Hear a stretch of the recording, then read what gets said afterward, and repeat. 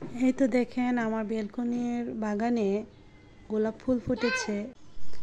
এই গাছটা আমি অক্টোবরে কিনেছিলাম আর এরপর থেকে ফুল হতেই আছে।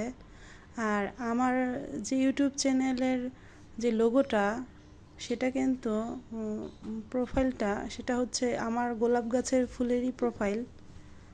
আর এই তো রান্নাঘরে চলে আসলাম। আজকে সেহরির জন্য কি রান্না করব আর ইফতারে কি রান্না করি তাই আপনাদের সাথে শেয়ার করব। আসসালামু আলাইকুম everyone, welcome to Mudassir mom lifestyle blog থেকে আমি এনা প্রতিদিনের মতো একটা নতুন ভিডিও নিয়ে হাজির হলাম। আমার ভাইয়া ও আপুরা, আঙ্কেল আন্টিরা, ছোট্ট ছোট্ট সোনামণিরা, আপনারা সবাই কেমন আছেন? আশা করি সবাই ভালো আছেন। আমরা আলহামদুলিল্লাহ ভালো আছি। আমার ভাইয়া ও আপুদের আমি একটা কথা বলি, যারা আমার ভিডিওটা দেখতে শুরু করেছেন আর দেখতে দেখতে এই পর্যন্ত চলে আসছেন, প্লিজ একটা লাইক দিয়ে পুরোটা ভিডিও কন্টিনিউ করবেন। আপনাদের একটা লাইকই পারে আমার ভিডিওটা আরও 5 জনের কাছে পৌঁছিয়ে দিতে। আর আমার ভিডিওর কোনো অংশ যদি আপনাদের বেশি ভালো লেগে থাকে তাহলে সাবস্ক্রাইব করে চ্যানেলের পাশে থেকে যাবেন আর পাশে থাকা বেল আইকনটা প্রেস করে দিবেন। এতে করে আমি ভিডিও ছাড়ার সাথে সাথে নোটিফিকেশন আপনাদের কাছে চলে যাবে। আমার এই ছোট্ট চ্যানেলটিতে প্রতিদিন নতুন নতুন ভাইয়া ও আপুরা ভিজিট করছেন। আমি বলবো যারা আমার চ্যানেলে ভিজিট করেছেন এখনও সাবস্ক্রাইব করেননি, প্লিজ সাবস্ক্রাইব করে নেবেন আর পাশে থাকা বেল আইকনটা প্রেস করে দিবেন। এতে করে আমি ভিডিও ছাড়ার সাথে সাথে নোটিফিকেশন আপনাদের কাছে চলে যাবে।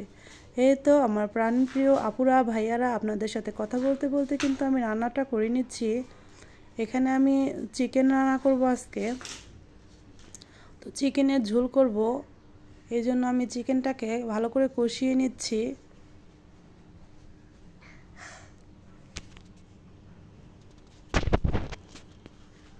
রোজার দিন কাজ করে শেষ করতেই পারি না, তাই একটু আগে আগেই আমি রান্না বসিয়ে দিই।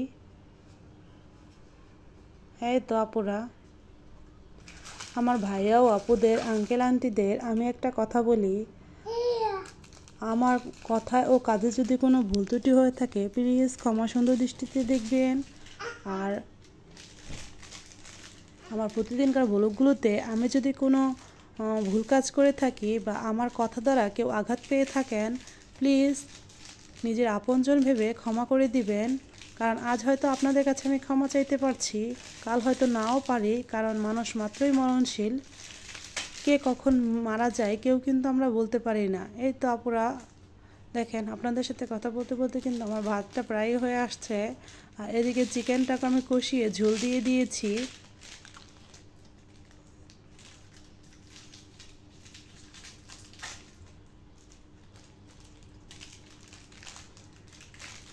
আমি যখন ভয়েস ওভার করছি মুদাসসির আমার সাথেই, আসলে রোজার দিন এই জন্য আমার সাথেই থাকে বেশিরভাগই, অনেক বিরক্ত করে। আর যাদের বাচ্চা আছে তাদেরকে আর বলতে হবে না, তারা তো জানেনি, এই জন্য আওয়াজ হচ্ছে, প্লিজ ক্ষমা সুন্দর দৃষ্টিতে দেখবেন। আমার আপুরা প্রতিদিন আমার ভিডিও দেখে অনেক সুন্দর সুন্দর কমেন্ট করে। আমার আপুদের কমেন্ট পড়তে আমার ভীষণ ভালো লাগে। আর জানি না ইউটিউবে ভিডিও দিতে দিতে ইউটিউব আপুদেরকে যাদের ভিডিও দেখি তাদেরকে প্রচুর আপন মনে হয়। আর একদিন যদি তাদের ভিডিও আমি না দেখি কোনো কারণে বা কোনো কারণবশত, মনে হয় যে তাদের সাথে আমি কতদিন ধরে কথা বলি না বা কতদিন তাদেরকে দেখি না, এমনটা মনে হয়। আসলে কেন জানি না, কেউকে চিনি না জানি না, অথচ শুধু ভিডিও দেখি, তাও অনেক আপন মনে হয়।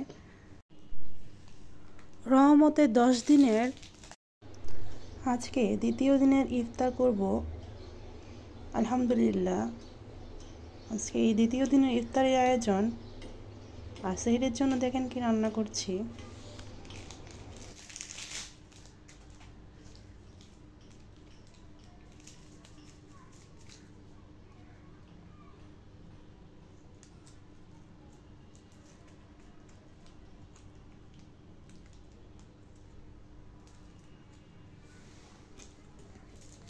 এই তো আমার চিকেনটা কিন্তু প্রায় হয়ে আসছে।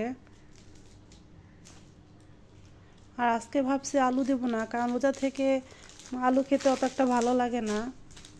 শুধু আমি মুদাসসিরের জন্য আলু দেই, কিন্তু আমার ভাইয়া ও আপুদেরকে আমি আরেকটা কথা বলি, যারা আমার ভিডিওটা দেখতেছেন কিন্তু একটা লাইক দিতে ভুলে গেছেন, প্লিজ একটা লাইক দিয়ে দিবেন। কারণ অনেক সময়ই লাইক দিতে মনে থাকে না, এটা আমারও মাঝে মাঝে হয়। এই জন্য আমি অনেক সময় প্রথমেই লাইক দিয়ে দিই, এতে করে কি ভুল হয় না। যাই হোক, ভুল মানুষ মাত্রই হয়। আপনাদের সাথে কথা বলতে বলতে আমি কিন্তু অফ ক্যামেরায় অনেক কাজ করে নিয়েছি। আর এখানে বেগুনি, আলুর চপ, পেঁয়াজু আমি কিন্তু ভেজে নিয়েছি। আর এখন চিকেন বল ভেজে নিচ্ছি। আর মুদাসিরের তো চিকেন বল অনেক পছন্দ, মাঝে মাঝে রেস্টুরেন্টে নিয়ে আমি ওকে খাওয়াই। এই তো। আর আমি এই যে এখন ওর জন্য কিছু চিকেন বল ভেজে নিচ্ছি।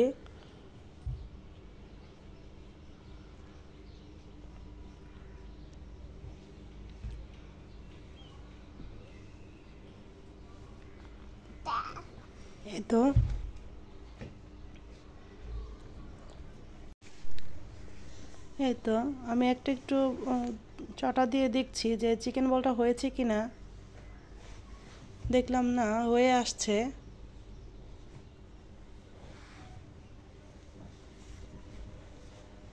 আমার আপুরা প্রতিদিন অনেক ভালো ভালো রান্না করেন, ইফতার তৈরি করেন। আমি কিন্তু দেখি আমার আপুদের ভিডিও যখন দেখি।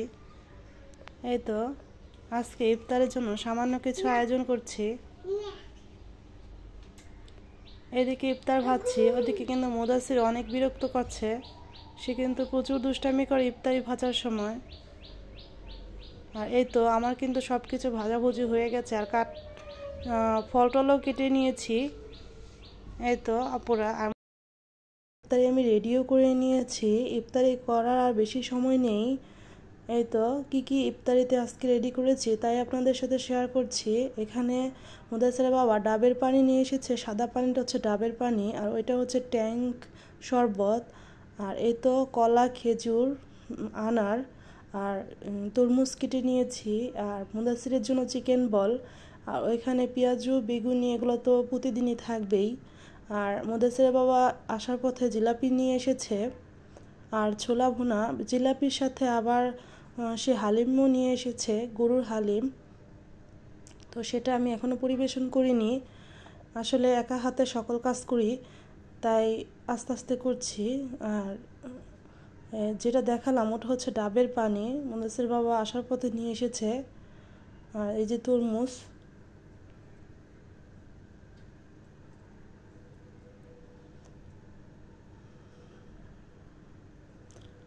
আসলে রমজান মাস আমার মনে হয় কাজ অনেক বেশি। খাওয়া দাওয়া দিনের বেলা শুধু দুপুরে আর সকাল বেলায় নেই, তবে ভোর রাতে তো সেই খাওয়া দাওয়া আছে, আবার রাতেও সেই খাওয়া দাওয়া।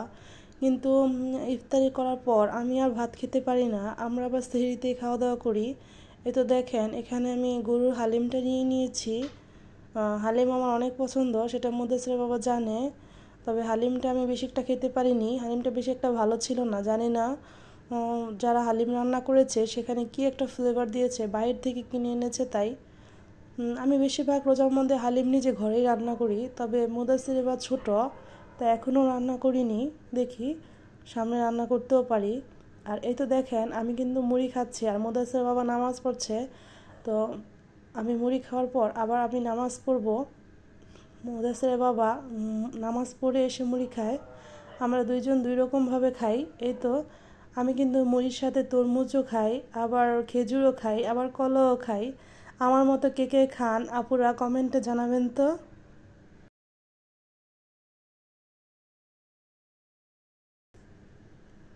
সবাই ভালো থাকবেন, সুস্থ থাকবেন, নিজের যত্ন নেবেন, 5 ওয়াক্ত নামাজ আদায় করবেন, আমার জন্য দোয়া করবেন, আমিও আপনাদের জন্য দোয়া করব।